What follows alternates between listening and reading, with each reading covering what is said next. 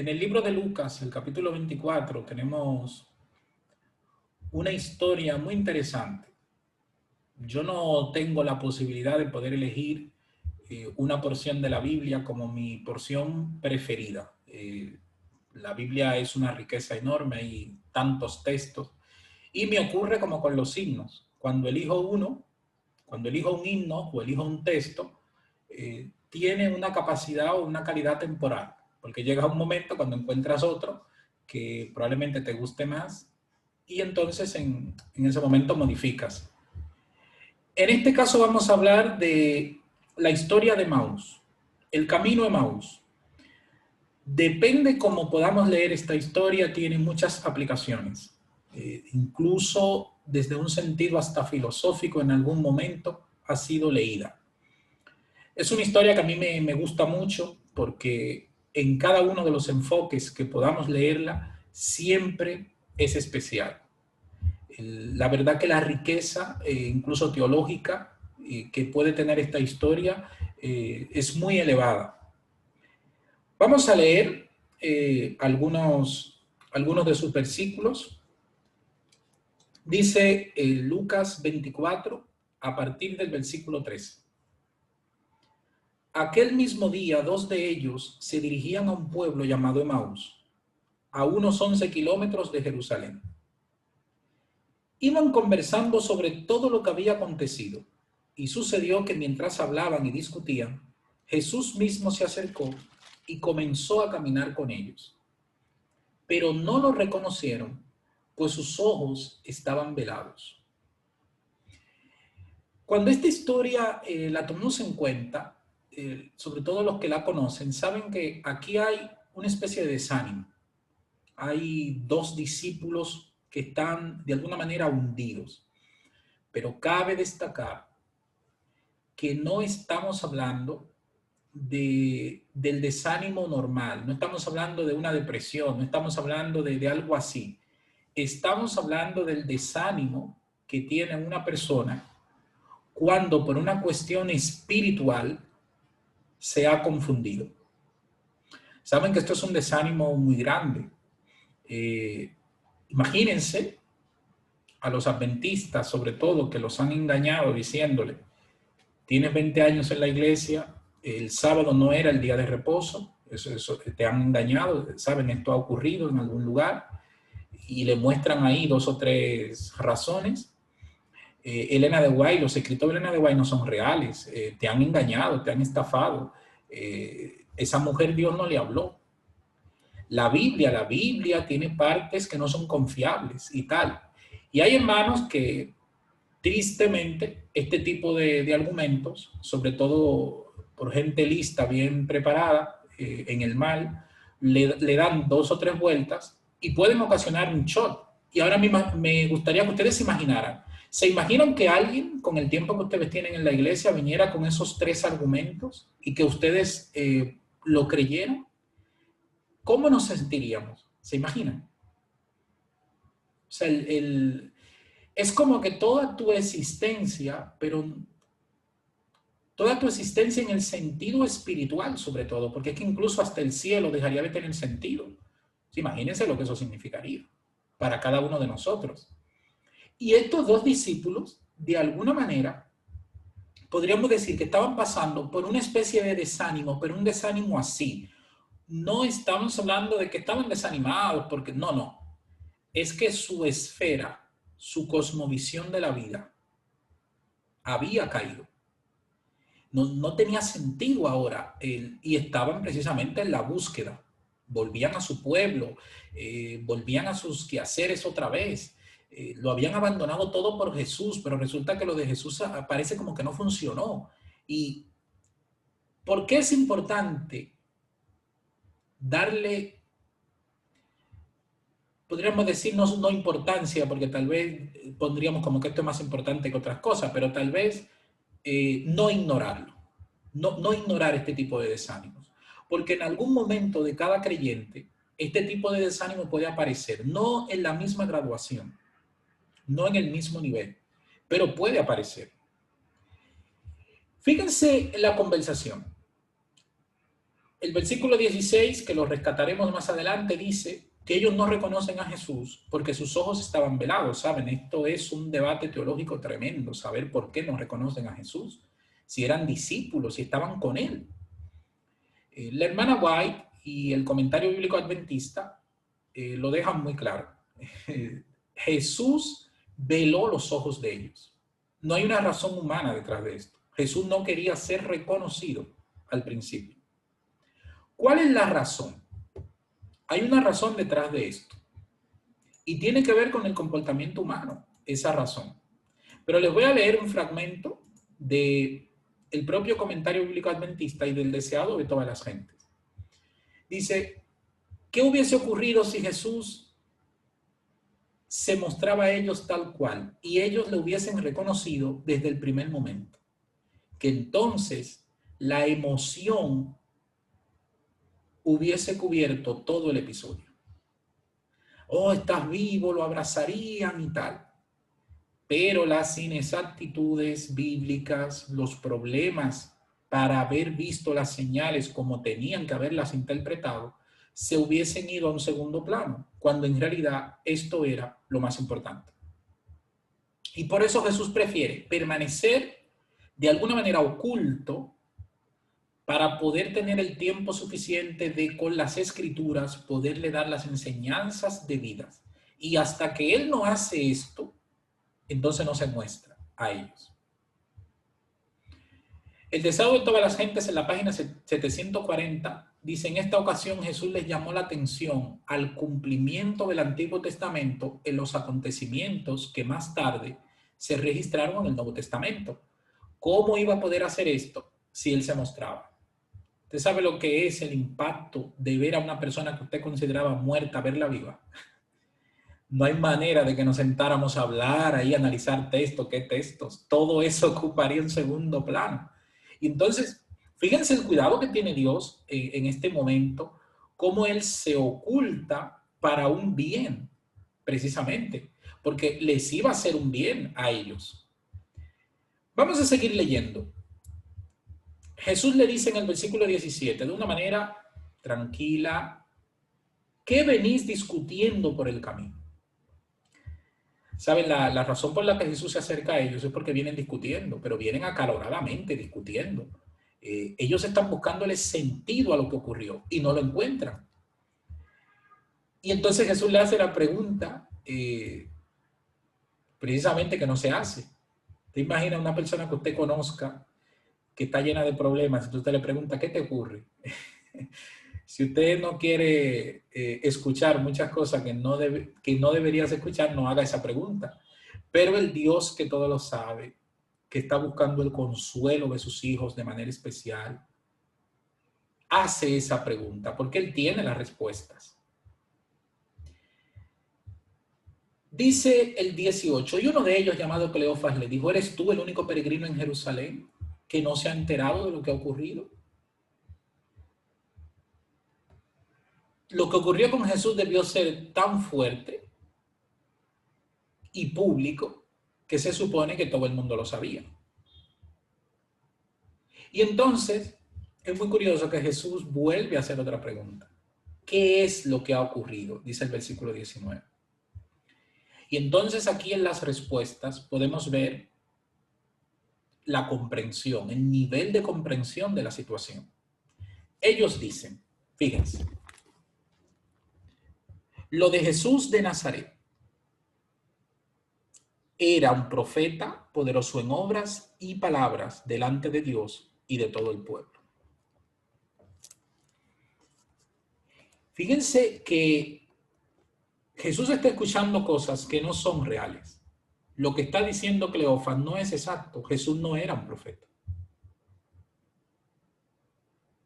Pero claro, si Jesús era un profeta, a un profeta se le puede matar. De hecho, en el pasado se mataron muchos profetas.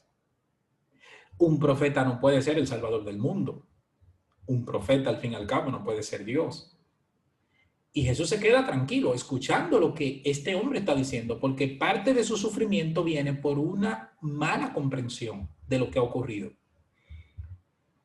Y entonces en el versículo 20 él dice, los jefes de los sacerdotes y nuestros gobernantes lo entregaron para ser condenado a muerte.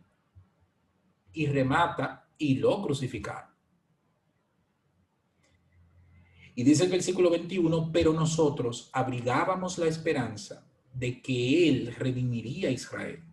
Y es más, ya hace 3 días que todo esto sucedió. O sea, todas mis esperanzas murieron cuando lo vi morir.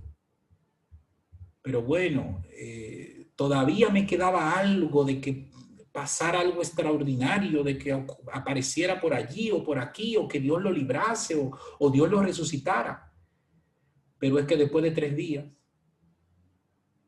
y nada ha pasado, ya lo que toca es asumir la desgracia. Y claro, ahora veremos en los próximos versículos cómo esa esperanza que de alguna manera Cleofas estaba agarrando a ella, aunque dudaba de ella, él pone las pruebas de cómo se esfumó. Dice el versículo 22, algunas mujeres de nuestro grupo nos dejaron asombrados esta mañana muy temprano. Ellas fueron al sepulcro, no hallaron su cuerpo y cuando volvieron nos contaron que se les había aparecido y que unos ángeles quienes les dijeron que él estaba vivo. Las mujeres, de una manera errónea, porque es una manera errónea de el sentimentalismo de las mujeres, colocarlo a la par de no credibilidad. Esto es un error, porque las mujeres vieron y ellos dicen, y algunos de nuestros compañeros fueron a verificar si eso era cierto, como si lo que vieron las mujeres daba igual. Igual las mujeres por sus sentimientos estaban llorando y pensarían que lo vieron. Fíjense las precisiones de cómo él intenta buscar aquí la solución al problema. Y entonces, él dice, nuestros compañeros van al sepulcro. Sí, es verdad, no estaba en el sepulcro. Pero un detalle, a él no lo vieron. Así que si no hay una prueba de que lo vieron vivo, no ha resucitado.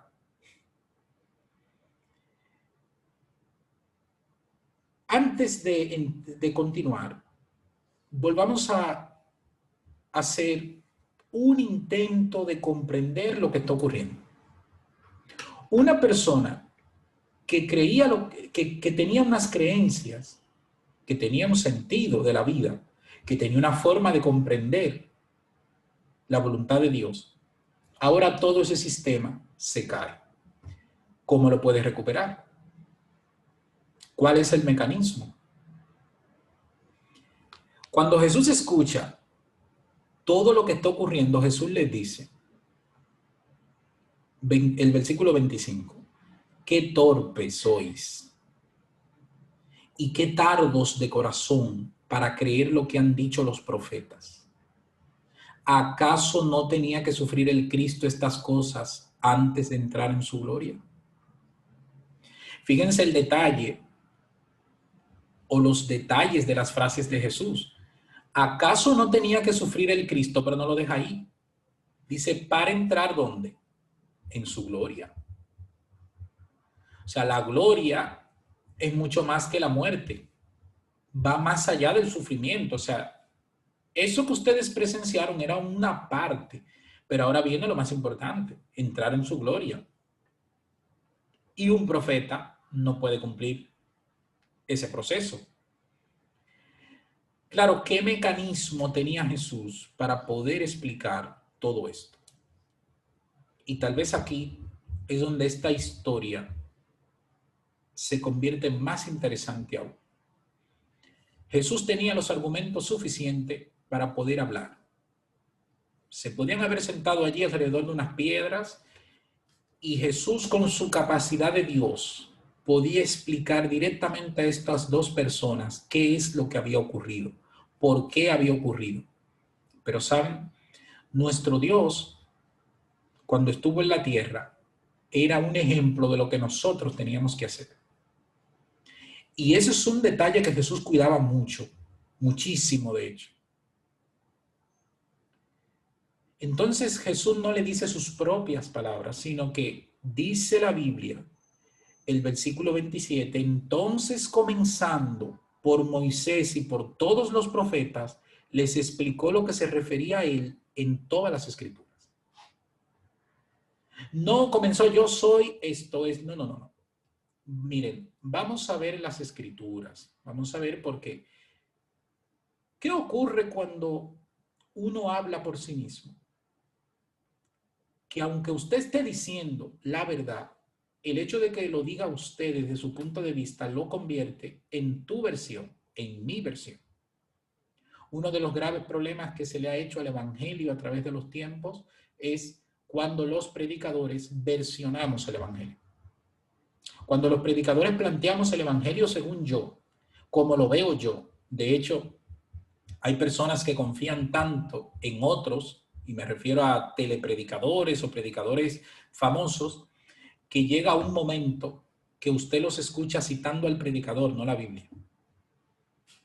Hay mucha gente que dice, fulano dice, por no decir yo nombres ahora ni poner en un brete a nadie, pero es un problema. Jesús, que se lo podía permitir, no lo hizo. Dijo, vamos a dejar que las escrituras hablen, porque el problema que ustedes tienen es un problema de mala comprensión de las escrituras. Si hacemos el estudio adecuado, si vamos a las escrituras, que ellas mismas sean las que expliquen lo que ha ocurrido, entonces, ¿qué ocurrirá? Que una vez todos los puntos sean puestos sobre las íes, entonces el texto estará correcto, el relato será mejor comprendido y entonces incluso lo que antes era un desánimo, ahora se convierte en ánimo, en gozo. Saben, para mí este versículo es muy importante. Cuando él dice que comenzando desde Moisés les explicó todo lo que se refería a él en las escrituras. Saben, si hacemos en el Antiguo Testamento un estudio de todas las profecías mesiánicas, no estamos hablando de 2 textos, estamos hablando de una cantidad de referencias enormes. Recuerdo cuando estaba estudiando teología que esto en clase hay que hacerlo. Y uno de los profesores nos colocó a hacer esto, el diagrama de todas las referencias mesiánicas del Antiguo Testamento. Y es muy curioso porque no todo el mundo tiene las mismas, como que de repente uno había encontrado más, otro había encontrado menos, pero ¿saben por dónde andábamos? El que había encontrado menos tenía 1850 referencias y el que tenía más pasaba de 2000. Y la pregunta que yo siempre me hago con esto es, ¿Jesús estudió todas esas referencias con ellos? Probablemente no todas, probablemente estudió donde ellos no comprendieron. Porque hay nexos que a ellos tal vez le faltaron en una interpretación adecuada. Y cuando uno de esos nexos está claro, hay un montón de referencias que ya uno le entiende. Pero y si fue necesario que le estudiara todas, no hay ningún problema. Tenían unos 11 kilómetros para caminar, eso da para mucho, caminando tranquilamente. Y de hecho la conversación es una conversación de 11 kilómetros.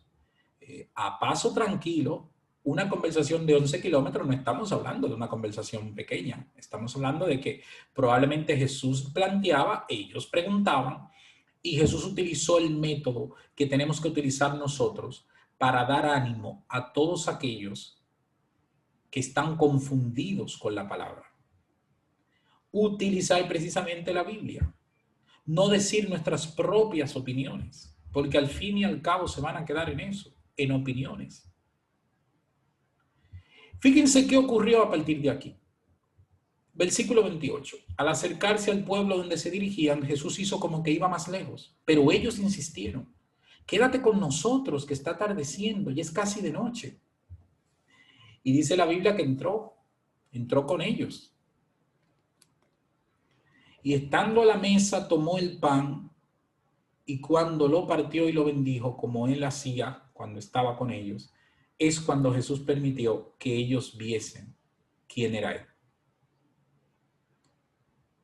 Pero en el momento que lo vieron, él desapareció. Fíjense que quiero rescatar estos dos detalles. Primero, vela los ojos, no deja ser reconocido. Pero luego cuando le reconocen, él desaparece. Hay una relación entre estas dos cosas. Lo primero, lo habíamos resaltado, al no aparecer como Jesús, como tal, se podía permitir enseñarles las verdades adecuadas que ellos no habían podido comprender. Y que no pasara a un segundo plano esto. Pero ¿y qué sentido tiene una vez ahora lo reconocen desaparecer? Porque volvemos a un punto importante que hubiese pasado a segundo plano si Jesús se quedaba. Una vez le reconocían, entonces todas las verdades que le habían enseñado iban a pasar a segundo plano otra vez. Y cuando Jesús los deja solos, ya saben que es Él. Jesús le ha enseñado las verdades bíblicas otra vez, la han repasado adecuadamente. ¿Qué es lo que queda ahora? Ya tenían todos los elementos sobre la mesa para tomar la decisión adecuada. Y en ese momento dicen, ¿no ardía nuestro corazón mientras conversaba con nosotros en el camino y nos explicaba las Escrituras? Faltaba esto. Si Jesús se quedaba con ellos no iban a hacer esta reflexión. Lo iban a abrazar, iban a cambiar la conversación. Y fíjense cómo Jesús el elemento emocional lo cuida mucho en este punto. Y cuando ellos reconocen todo esto que hacen, que vuelven entonces para Jerusalén a encontrarse con sus compañeros, y estos dos discípulos son de los que dan testimonio entrando al salón donde estaban reunidos los demás, diciendo, le hemos visto, ha resucitado. Las mujeres tenían la razón y tenían un argumento muy interesante. No era lo vimos, no. Abran las Escrituras, porque es que las Escrituras dicen que Él iba a morir, que después de 3 días iba a resucitar, que iba a ir a su gloria, todo lo que iba a ocurrir. No hay argumento más poderoso que el argumento de la palabra de Dios. Deseado de todas las gentes, en la página 740 dice una fe hipotética en Cristo que no esté firmemente arraigada en las enseñanzas de la Biblia no puede permanecer firme cuando soplen las tormentas de la duda. Saben, a veces hablamos de los problemas. Ten cuidado porque si eres cristiano, cuando vienen los problemas, tu fe puede flaquear. Y no es mentira, es cierto. Pero y las tormentas de la duda, y lo dice la hermana Guay en plural. No hay peor tormenta que cuando usted en su cabeza no está comprendiendo las verdades. Porque si no la estoy comprendiendo, no la estoy abrazando. Y si no las estoy abrazando, no la estoy haciendo parte de mí. Y entonces esto se convierte en un dilema, que se convierte en un arma en mi contra. La fe no puede ser hipotética. Tiene que ser una fe fundamentada. Pero ¿dónde vamos a fundamentar la fe si no conocemos? Y saben lo que les pasó a estos dos discípulos, nos puede ocurrir a nosotros también. Que en un momento dado, nuestra fe la perdamos por confusiones, por dudas, por ideas que vamos trabajando dentro de nosotros. Yo recuerdo en una habitación de la universidad donde los estudiantes de teología montábamos allí unos debates, curiosamente a veces absurdos, pero bueno. Y teníamos un debate de que, le pido que no se rían, con lo que les voy a decir. Toda una noche discutiendo de qué material eran las alas de los ángeles. Que si eran de pluma, que si eran de no sé qué. Bueno, ahí salieron argumentos. Y buscando el espíritu de profecía, buscando la Biblia, buscando a teólogos prominentes que también habían escrito algo y tal. Y en un momento dado un profesor que pasaba por allí ve aquello y claro, lo típico, dice el profesor, pero con tanto tema que hay importante para tratar, que ustedes estén analizando eso. Pero dijo una cosa muy interesante, pero si para ustedes es una duda, si ustedes tienen una duda de eso, no se queden con la duda. Intenten llegar hasta el final. Y entonces nosotros le decíamos, pero es que hemos hecho todo, no encontramos. Y entonces él nos dice, es que a veces el final es que no has encontrado nada y lo tienes que admitir. Muchas veces nuestras dudas bíblicas son dudas que no tienen solución, porque no hay nada más revelado. Y entonces él nos decía, no, pero es que ustedes quieren ahora que yo como profesor, porque tengo doctorado, porque tengo experiencia, yo les diga la respuesta. No, es que yo tampoco la sé. Y probablemente no sea importante eso. ¿Qué más da de qué es el material de la sala de Los Ángeles? ¿Qué usted va a resolver con eso? Y nosotros nos quedábamos así, porque claro, a nosotros nos interesaba, queríamos saberlo. Y luego él nos puso en perspectiva, nos dijo, pero que la Biblia no dice que los ángeles siempre vuelan. Hay ángeles que vinieron del cielo y se le aparecieron a alguien y no fue volando. Los ángeles que vio Abraham eran varones, que eran como personas normales. Entonces, probablemente mucho analizar lo de las alas y a ustedes se les puede estar yendo lo más importante, que es que los ángeles se aparecen de distintas formas. Y entonces nos quedamos un poco así, y claro, un estudiante de teología al principio cree que todo tiene una respuesta y que todo está en la Biblia, y el profesor que tenía experiencia se estaba adelantando a un dilema que podía ocurrir en el futuro con nosotros, y es, no todo está revelado, no todo tiene una respuesta. Pero lo que no podemos obviar es que el ser humano va a tener dudas. Y porque usted sea creyente y tenga 30 años en la iglesia estudiando el espíritu de profecía, estudiando la Biblia, eso no va a evitar que usted tenga dudas. Las vamos a tener. Ahora, no quedarnos solo en la duda. El mejor mecanismo no es buscar a un sabelotodo que me lo explique, porque cuando viene a ver me va a enredar. Vamos a la Biblia con oración. Si a mí me hubiesen puesto a elegir y yo hubiese sido uno de estos discípulos confundidos, yo hubiese preferido que Jesús ni siquiera abriese la Biblia. Se lo digo de forma personal. Me hubiese gustado más que me lo diga él de su mente. La mente de Dios abriéndose a mí. Pero ¿saben qué hubiese ocurrido si Jesús lo hubiese hecho así? Lo primero es que no lo van a comprender. Porque lo que nosotros tenemos que comprender está ya graduado a nuestro nivel en la palabra de Dios. Esa es otra cosa que vuelve a la Biblia aún más especial. Ustedes se imaginan Jesús hablando esas explicaciones desde una mente celestial, como si lo hubiese hablado en otro idioma.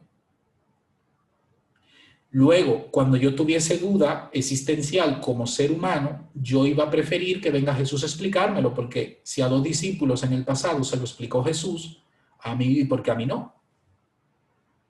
Jesús aplicó para ellos lo mismo que se puede aplicar para cada uno de nosotros. Y nos dejó un mecanismo que podemos seguir traspasándolo a los demás. Abrir la Biblia, abrir las Escrituras. ¿Cuántos dilemas se forman por una incomprensión incorrecta, por una incomprensión que ni siquiera es una incomprensión, por una cosa que estaba ahí pero que yo le di la vuelta y lo volví yo una incomprensión cuando en realidad estuvo ahí? Y lo podemos poner al contrario. ¿Y qué pasa con las medias verdades que la gente dice? ¿Saben? Les voy a poner un ejemplo que todos conocemos. Cuando vamos a un funeral, ¿qué dice la misa? El hermano fulano ya está en el cielo, ¿no? Pero en la propia misa se va a repetir en algún momento y lo vamos a depositar en su tumba hasta el postrero día cuando venga el Señor a resucitar. ¿Pero en qué estamos? ¿Está arriba? ¿Está abajo? Hay familiares que están pillando esto al pie de la letra y se vuelven un lío. Una persona que su hijo había muerto. Cuando consolar a una persona que se le muere su hijo es de la parte más complicada. La mujer llorando, el pastor no sabe qué hacer. Y el pastor le dice, tranquila, que tu hijo está celebrando con Dios en el cielo.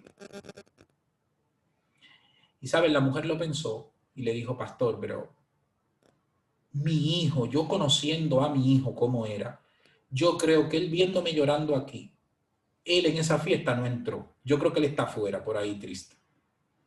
Y saben, el pastor la miró y no sabía ni qué decir. Porque, ¿qué le dice ahí? Nos hemos ido inventando muchas veces caminos cortos para dar esperanzas falsas, esperanzas momentáneas, pero luego nos damos cuenta que no. Jesús no hizo esto, no fue con caminos cortos, atajos, inventándose cosas por el camino, no. La ciencia dice, hoy Dios no creó el mundo. No puede ser que algo tan complejo venga Dios y en un plis-plas diga que se haga. Muy bien. ¿Y cuál es la respuesta que nos dan? Vino todo del azar. Ah, qué bien. O sea que la creación no la hizo Dios, pero entonces eso es una lotería. Cataplum y ya está. Pero algunos dicen, no, del azar no, vino de una explosión en el universo. Y entonces será la única explosión que provoque algo. Porque todas las explosiones en Hiroshima, cuando tiraron la bomba atómica, ¿qué ocurrió? Destrucción. No se creó nada. Al contrario, desaparece lo que había. ¿Y cómo es que una explosión de repente crea el mundo? Los científicos del grupo de la tendencia del diseño inteligente llegaron, algunos siendo ateos, llegaron a comprender y a afirmar que algo tan complejo, tan maravilloso y que sigue reglas tan establecidas no puede ser del azar.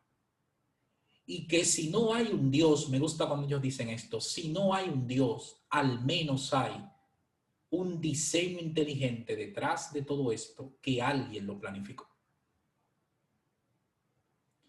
¿Saben? Estos dos hombres, hundidos, tristes, recibieron la guía de Dios, una guía desde su palabra. Es la misma guía que está disponible para ti y para mí hoy. Tú y yo no podemos evitar en algún momento tener dudas, pero recuerda que esas dudas deben ser llevadas a la palabra. Y probablemente las dudas sean el fruto de no haber sido lo suficientemente diligentes en el estudio de la Biblia. Saben, yo en una ocasión dije algo del espíritu de profecía que a una persona le pareció muy impactante. Y no en público, luego en privado me dijo que le parecía una tontería eso que yo había dicho. Que cómo yo me atreví a haber dicho eso, que de dónde yo había sacado eso. Que nunca en su vida había leído eso. Entonces yo me quedé también muy sorprendido con lo que me estaba diciendo, porque yo utilicé una frase del último capítulo del Conflicto de los Siglos. Y quien me estaba hablando tenía muchos años en la iglesia, se supone que conocía el Conflicto de los Siglos, ¿no? Y entonces yo aproveché, yo tenía el libro en la mano y le dije, mira de dónde yo lo tomé, yo utilicé esto, es verdad que es un poco impactante, pero mira. Y yo vi cómo el rostro se le mudó a la persona. Estaba ahí. Pero es que usted no lo va a recordar todo. Cuando viene a ver, hasta en algún momento lo habrá leído. Pero dicho de una determinada manera, probablemente se despistó. Sí, los escritos de Elena de White no funcionan que si ya yo me leí un libro no tengo que leerlo otra vez. ¿O funcionan así? No, siempre estamos yendo a ellos. Y teniendo que constantemente ir a ver las citas, a ver las cosas. La Biblia también. Ya me leí Génesis, ahora voy por Éxodo, entonces ya yo no tengo que ir a Génesis más. No, si fuera así, qué fácil fuera todo, ¿no? Pero no funciona así. Y no les ha ocurrido que yendo a un texto que hemos ido muchas veces, de repente un día ese texto se convierte en una riqueza espiritual que nunca había sido así. Sí. Y lo bonito de la Biblia es eso, que nos seguirá ocurriendo, no solo una vez. Quiero finalizar haciendo una reflexión sobre los extremos que a veces tenemos en la incomprensión bíblica. Un tema que debió ser muy sencillo es la justificación por la fe. Y tristemente los teólogos lo hemos convertido en un tema incomprensible. Nos hemos inventado unas teorías que no hay manera a veces de comprender. Hemos llegado al punto que algunos como Morris Benden tuvieron que escribir libros para facilitar las cosas en la comprensión, porque no había manera de pillar el tema. Una de las cosas erróneas que hemos hecho es pensar que la justificación por la fe es del Nuevo Testamento y que la salvación drástica, el Dios severo, está en el Antiguo. Fíjense qué cosas, porque bastaría con ver que la primera vez que se dice en la Biblia que el justo viviría por su fe es en Habacuc 2:4. ¿Y dónde está Habacuc? ¿Dónde está Habacuc? En el Antiguo Testamento. Y luego en el Nuevo Testamento lo va a replicar Romanos 1:17, Gálatas 3:11 y Hebreos 10:38. 3 versículos que van a repetir lo mismo. Pero ¿de dónde se ha tomado eso? Del Antiguo Testamento. Uno tal vez de los mayores errores que cometemos los predicadores es con este tema es que vamos a hablar de la severidad en el Antiguo y de la justificación o el Dios de amor en el Nuevo. Fíjense, el profeta Elías, ustedes lo conocen su historia. Cuando el profeta Elías se desanimó, estaba hundido, Dios utiliza un método que es muy parecido al que se utiliza con estos dos discípulos.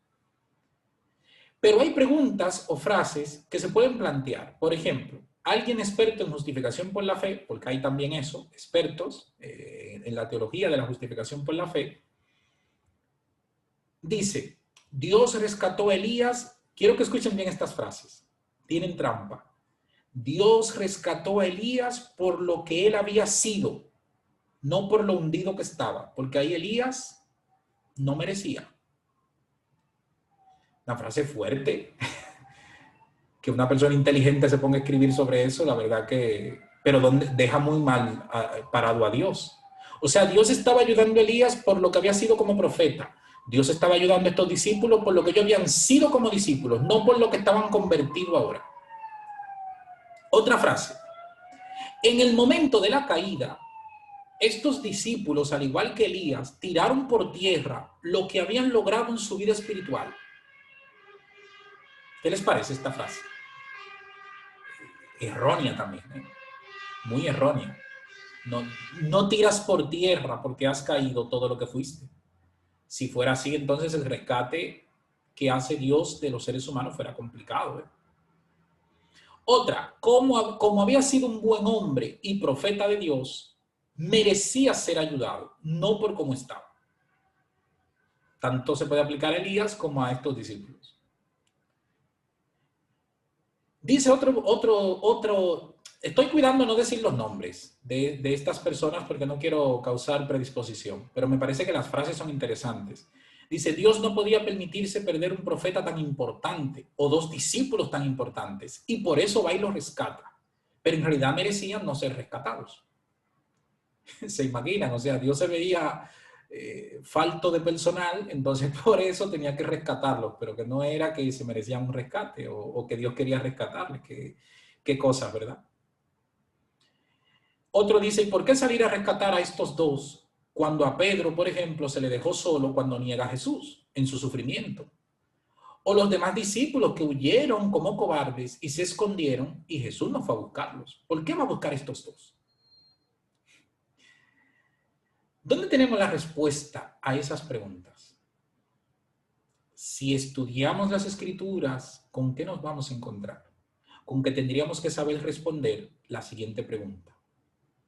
Esta pregunta usted la tiene que saber responder por su propio estudio. No vale preguntar. ¿Cuáles son las motivaciones de Dios para ayudarte? ¿Cuáles son?